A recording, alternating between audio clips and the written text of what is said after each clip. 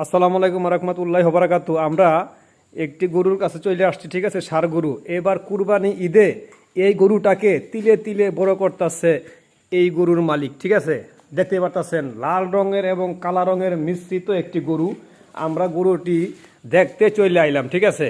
এবারের হাটে এই গরুটিকে উঠানো হবে এবং এই গরুর মালিক যে গরুটিকে তিলে তিলে পালন করছে সেই গরুর মালিকের সামনে আমরা চলে আসছি। এখন তার কাছে আমরা জিজ্ঞাসা করব এই গরুর নাম কি এবং কত দামে সে বিক্রি করবে। আসসালামু আলাইকুম, কেমন আছেন?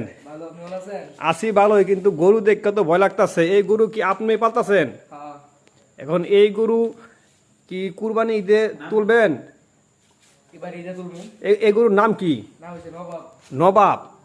দেখতে পারতেছেন এই নবাবকে নিয়ে তারা এখন পুরাই মানে হাট মাতাব এবারকা। তো এই গরুর মানে কত হলে বিক্রি করবেন? 180, মানে 1 লাখ।